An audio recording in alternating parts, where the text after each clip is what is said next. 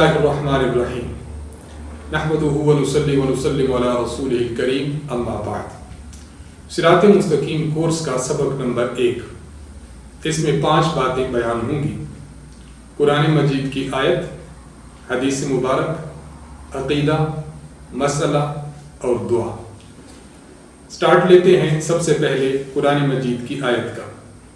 اللہ تعالیٰ سورۃ النحل آیت نمبر 98 میں ارشاد فرماتے ہیں: اعوذ باللہ من الشیطان الرجیم، بسم اللہ الرحمن الرحیم، وَإِذَا قَرَأْتَ الْقُرْآنَ فَاسْتَعِذْ بِاللَّهِ مِنَ الشَّيْطَانِ الرَّجِيمِ۔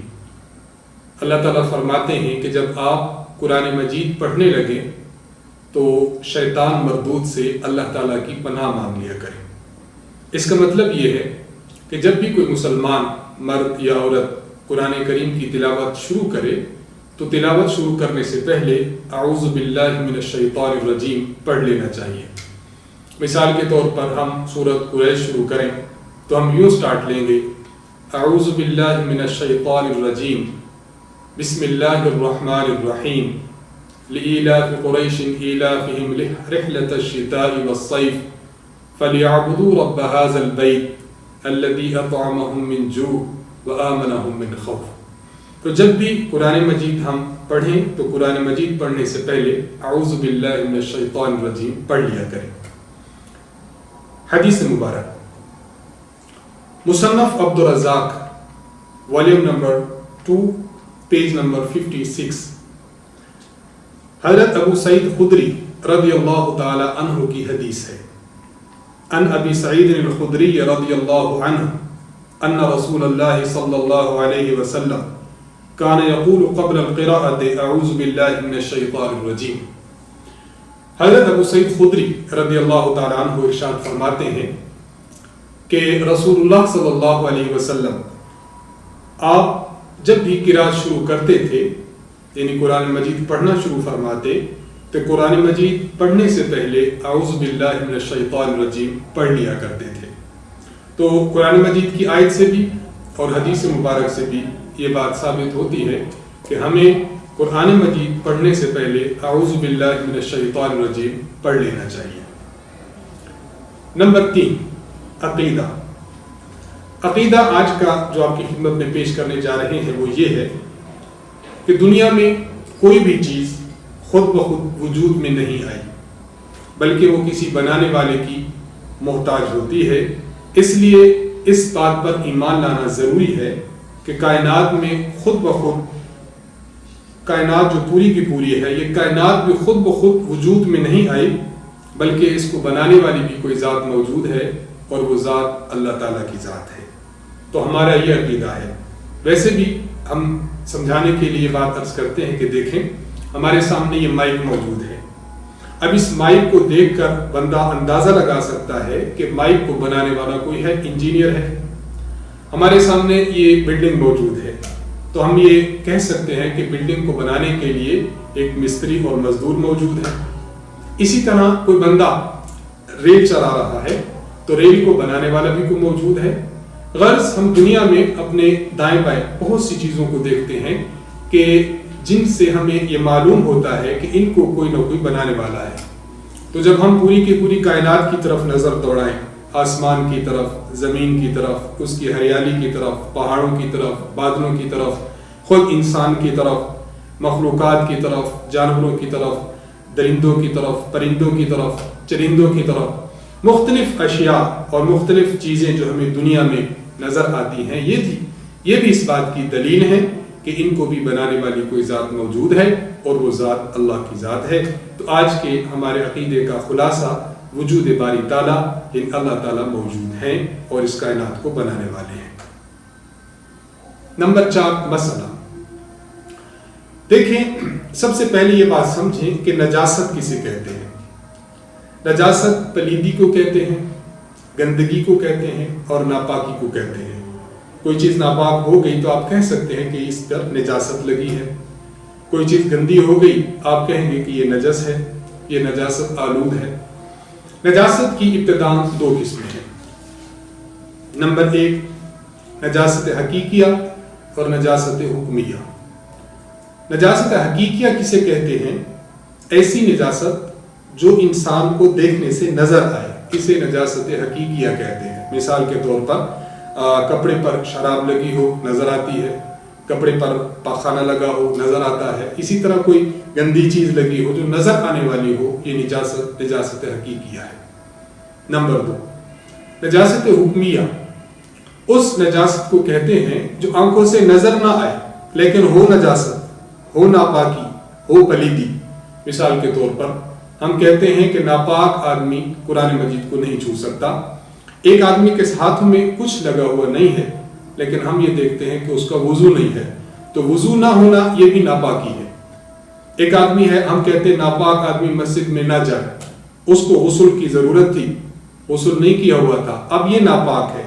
تو غسل نہ کیا ہوا ہونا اور وضو نہ کیا ہوا ہونا یہ ایسی نجاست ہے جو آنکھوں سے نظر نہیں آتی، اس لیے اس نجاست کو کہیں گے نجاست حکمی۔ پھر نجاست حقیقیہ، اس کی 2 قسمیں ہیں۔ نمبر 1 نجاست غلیظہ، نمبر 2 نجاست خفیفہ۔ اس کی بالکل سمپل ڈیفینیشن سمجھ لیں۔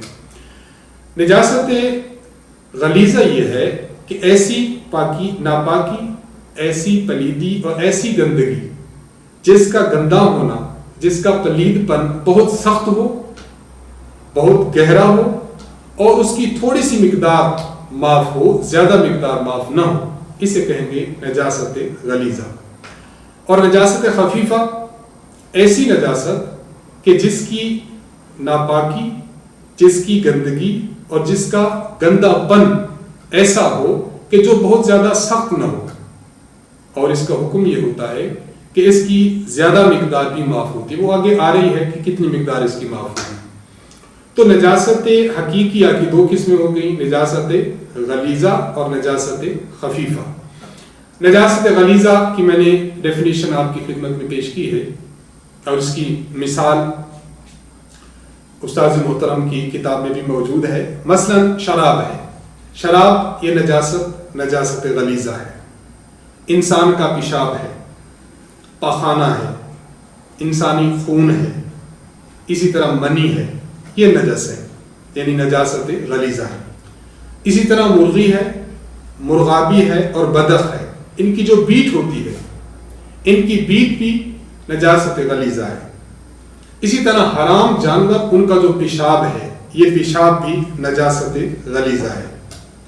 اسی طرح جو حلال جانور ہیں، مثلا گائے ہے، بھینس ہے، ان کا جو گوبر ہے یہ بھی نجاست غلیظہ ہے۔ اور اسی طرح ہم دیکھتے ہیں بکری ہے، بھیڑ ہے، ان کی جو مینگنی ہے یہ بھی نجاست غلیظہ ہے۔ نجاست غلیظہ کا حکم کیا ہے، اس کو ذرا سمجھنا ہے۔ نجاست غلیظہ کا حکم یہ ہے کہ اگر انسان کے جسم پر لگتی ہے یا اس کے کپڑوں پر لگتی ہے تو ہم مقدار دیکھیں گے۔ اگر اس کی مقدار ایسی ہے کہ جو تقریباً 1 درہم کے برابر، جسے ہم کہہ سکتے ہیں کہ یہ ہتھیلی بھر، کیا مطلب، یوں سمجھے کہ جس کا ڈائیمیٹر 1 انچ ہو، تو اتنی نجاست اگر جسم پر لگی ہو یا اس سے کم لگی ہو تو اس کے ساتھ نماز ہو جاتی ہے۔ لیکن اگر یہ نجاست غلیظہ 1 انچ ڈائیمیٹر کے جو دائرہ ہے، جو اس کا سرکل ہے، اس سے زیادہ بڑھ جاتی ہے تو پھر اس نجاست کے ساتھ انسان کی نماز نہیں ہوگی۔ نمبر 2 نجاست خفیفہ کا حکم کیا ہے، اور نجاست خفیفہ کہتے کس کو ہیں؟ نجاست خفیفہ میں حرام جانوروں کی بیٹ، یہ نجاست خفیفہ ہے۔ اسی طرح تمام حلال جانور، جس طرح بکری ہے، گائے ہے، بھینس ہے، ان کا جو پیشاب ہوتا ہے یہ بھی نجاست خفیفہ ہے۔ اب نجاست خفیفہ کا حکم یہ ہے کہ اگر انسان کے کپڑوں پر لگتی ہے یا انسان کے بدن پر لگتی ہے تو دیکھا جائے گا کہ بدن کے جس حصہ پر لگی ہے اس بدن کے حصہ کے 1/4 حصہ کے برابر یا اس سے زائد لگی ہوئی ہے یا 1/4 حصہ سے کم لگی ہوئی ہے۔ اگر 1/4 حصہ کے برابر یا 1/4 حصہ سے زائد لگی ہوئی ہے تو پھر اس کے ساتھ نماز نہیں ہوگی، اور اگر 1/4 حصہ سے کم لگی ہوئی ہے تو اس کے ساتھ نماز ہو جائے گی۔ میں اس کی سمپلی مثال دیتا ہوں۔ ہمارا یہ بازو ہے، یہ ہماری کوہنی ہے، کیا کہتے ہیں اس کو، کلائی ہے۔ हमारी कलाई यहां से लेकर यहां तक मिसाल के तौर पर यह है 8 इंच। 8 इंच का आप 4 कर लें तो हर हिस्सा 2-2 इंच का बनेगा। अगर निजासत खफीफा ऐसी है कि वो 2 इंच या 2 इंच से ज़ायद लगी हुई है हमारी कलाई पर, तो फिर नमाज नहीं होगी, और अगर इससे कम लगी है तो नमाज हो जाएगी। एक खातून है, उन्होंने दुपट्टा ओढ़ा हुआ है, दुपट्टा 4 यूं समझे कि दुपट्टा 2 मीटर का है। 2 मीटर के दुपट्टे की अगर हम हिस्से कर लेते हैं तो आधा मीटर इसके 4 हिस्से बन जाएंगे। अगर नजासत खफीफा आधा मीटर पर लगी हुई है या आधा मीटर से ज्यादा लगी हुई है, अब कह देंगे कि नमाज नहीं होगी, और अगर उससे कम लगी हो तो फिर नमाज हो जाती है। इसी के साथ एक और मसला भी समझ लें जो इसी से रिलेटेड है, वो ये कि नजासत हकीकिया जिस्म पर या कपड़े पर लगी हुई है, या आप किसी जगह पर रहते हैं, आपके टेबल पर लगी है, आपकी चेयर पर लगी है, आपके बेड पर लगी है, आपके किसी कपड़े पर लगी है, तो उसको साफ करने के लिए 2 शर्तें हैं। नंबर 1, पहली शर्त यह है कि जिस जगह निजासत लगी हुई है उस जगह से निजासत को ज़ाइल कर दे, उसको रिमूव कर दे वहां से। यहाँ कोई नजासत लगी हुई थी, सबसे पहले आपने उस नजासत को रिमूव कर दिया। और दूसरी बात कि आपने रिमूव करने के बाद उस जगह को अच्छी तरह धोना भी है। इससे नजासत हकीकिया ये बिल्कुल खत्म हो जाएगी और कपड़ा और जिस्म पाक हो जाएगा। ये जो हमने दूसरी बात कही कि उसको फिर अच्छी तरह धोना जरूरी है, तो उसको अच्छी तरह धोने के लिए भी 2 चीजें देखी जाए। नंबर 1, बाज चीजें ऐसी होती हैं कि जिस पर नजासत लगे तो नजासत उसमें रच बस जाती है, वो नजासत को चूस लेती है। मसलन कपड़ा है, कपड़े पर नजासत लगती है तो कपड़ा उस नजासत को चूस लेता है। अब अगर हमने किसी कपड़े पर नजासत गलीजा लगी है, हमने उसको साफ करना है, तो उसको साफ करने के लिए 2 काम करें। नंबर 1, नजासत को उतार कर 3 बार धोएं, और नंबर 2, हर बार हमने उसको निचोड़ना भी है। मिसाल के तौर पर ये कपड़ा था, उस पर लगी हुई थी, आपने उसको धोया, धोने के बाद निचोड़ा, फिर धोया, फिर निचोड़ा, फिर धोया, फिर तीसरी बार बड़ी कुव्वत के साथ आपने उसको निचोड़ दिया, तो आपका ये कपड़ा पाक हो जाएगा। तो ऐसी चीजें जिनको निचोड़ा जा सकता हो उनको हर मर्तबा पानी के साथ निचोड़ना जरूरी है। बाज चीजें ऐसी होती हैं जिनको इंसान निचोड़ नहीं सकता। मिसाल के तौर पर ये हमारा कालीन है, इसको निचोड़ा नहीं जा सकता, तो अब इसको पाक कैसे किया जाए? उसका तरीका यह है कि जिन चीजों को निचोड़ा ना जाता हो, मिसाल कालीन है, आप इसको उठा के इस पर अच्छी तरह बहुत ज्यादा पानी इतना बहा दें, अच्छी तरह रगड़ के कि मालूम हो जाए कि और आपका इत्मीनान हो जाए कि नजासत दूर हो चुकी है, तो ये कालीन पाक हो जाएगा। और दूसरा तरीका यह है कि अगर इतना पानी आप नहीं बहाते, लेकिन आपने उस कालीन को मिसाल के तौर पर दीवार के साथ खड़ा किया, जिस जगह पर नजासत थी आपने उसको धोया, धोने के बाद उसको वहीं पर खड़ा रखा, वहां से पानी निचोड़ना बंद हो गया, आपने फिर धोया, फिर पानी निचोड़ना बंद हो गया, आपने तीसरी मर्तबा धोया, जब पानी निचोड़ना बंद हो जाए अब कालीन पाक हो जाएगा। नंबर 3, बाज मर्तबा ऐसा है कि कालीन फर्श के साथ बिल्कुल चिपका हुआ है और आप उसको वहां से उखेड़ नहीं सकते, या बाज मर्तबा किसी जगह पर ऐसा बेड के ऊपर है कि वो उसको आप उखेड़ नहीं सकते, रिमूव वहां से नहीं किया जा सकता, तो उसको धोने का तरीका वो ये है कि आप किसी केमिकल के जरिए या आप किसी पेट्रोल के जरिए उसको इतनी मर्तबा अच्छी तरह धो लीजिए और ऊपर को साफ कर लीजिए कि आपका इत्मीनान दिल हो जाए कि ये चीज अब पाक हो चुकी है। चूंकि आप वहां से उखेड़ नहीं सकते, इसलिए उसको इतनी मर्तबा आप पेट्रोल के साथ या इसी तरह किसी केमिकल के साथ धो ले कि आपका दिल मुतमईन हो जाए कि अब ये चीज पाक हो चुकी है, तो अब वो कालीन जो जमीन के साथ फिक्स हो चुका है ये पाक समझा जाएगा। और बाज वो चीजें हैं जिनका ताल्लुक निचोड़ने के साथ नहीं है, जिनका ताल्लुक रगड़ के साथ है। ये शीशा है या इसी तरह किसी के पास जो होती है छुरी है, ये ऐसी चीजें हैं कि जिनको पोंछा जा सकता हो, जिनको रगड़ा जा सकता हो। जूता है, जूते के नीचे नजासत लग गई है, अब उसका हुक्म यह है कि आप उसको अच्छी तरह से रगड़ के साफ कर लें तो वो चीज पाक हो जाएगी। यहाँ पर नजासत लगी हुई थी, ہم نے کسی کپڑے کے ذریعے بہت اچھی طرح اس کو صاف کر لیا تو یہ چیز صاف ہو جائے گی. کسی کا جوتا تھا, جوتے کے اوپر نجاست لگی تھی تو اچھی طرح اس نے زمین کے ساتھ رگڑ لیا تو یہ پاک ہو جائے گی. پانچویں اور آخری بات دعا, سونے کی دعا. آپ بھی میرے ساتھ پڑھیے, اللہم بسمک اموت و احیا, اللہم بسمک اموت و احیا.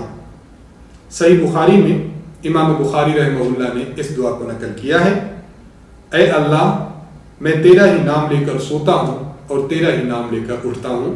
تو جب ہم سونے لگیں تو ہمیں چاہیے کہ ہم سوتے وقت یہ دعا پڑھ لیا کریں. آج کے سبق کی 5 جز مکمل ہو گئے. قرآن مجید, حدیث مبارک, عقیدہ, مسئلہ اور دعا. انشاءاللہ العزیز اگلے ایپیسوڈ میں ہم دوسرا سبق سٹارٹ کریں گے. وآخر دعوانا ان الحمدللہ رب العالمین.